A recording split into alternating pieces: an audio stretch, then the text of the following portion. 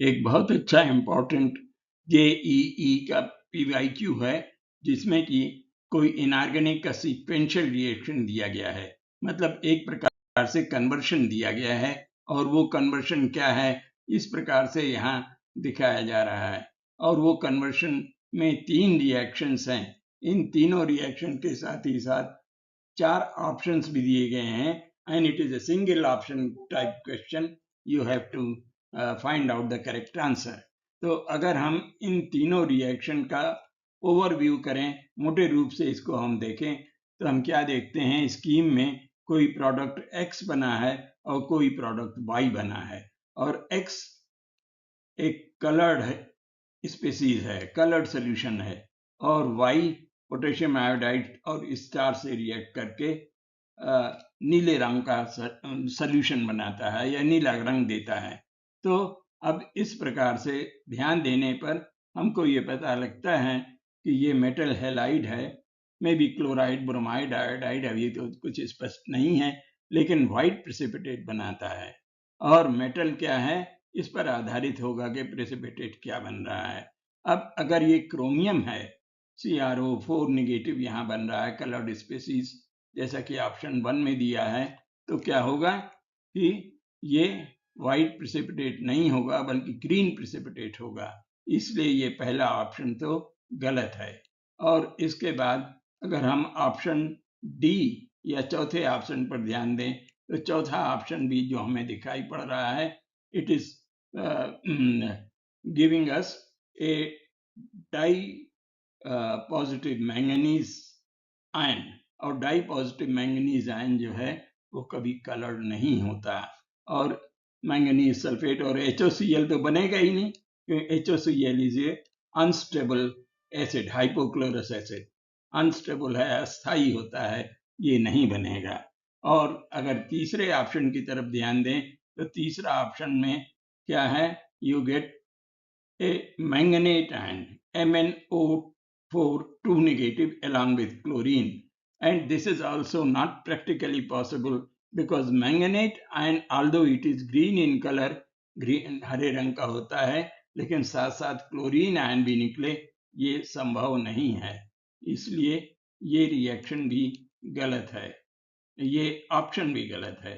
और अब बचा चौथा option, which gives a permanganate ion, that is after complete oxidation, last oxidation state of manganese is +7.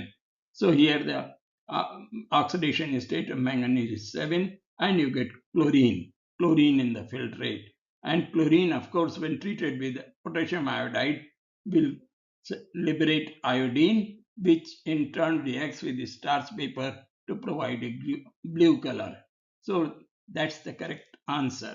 तो मोटे रूप से तो इस प्रकार से ये हुआ, और इसलिए हम ये कह सकते हैं कि ऑप्शन ए गलत है, ऑप्शन बी भी गलत है, और ऑप्शन डी भी सही नहीं है, और option C is a correct answer, and of course it's MnO4 and Cl2 is the correct answer for X and Y। लेकिन हम यहीं पर नहीं, हम इसको और कंफर्म करेंगे इन रिएक्शंस के द्वारा। अब अगर हम देखें तो रिएक्शन उसको इस प्रकार से समझा जा सकता है, अगर मैंगनीज क्लोराइड है, सोडियम हाइड्रोक्साइड से क्रिया करके व्हाइट प्रेसिपिटेट मैंगनीज हाइड्रोक्साइड और सोडियम क्लोराइड बनेगा, it's a very simple reaction.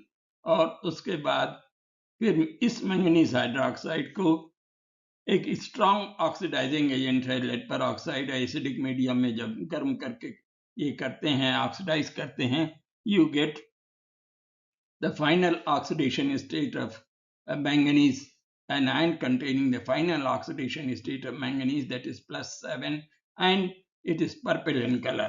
ये सही है।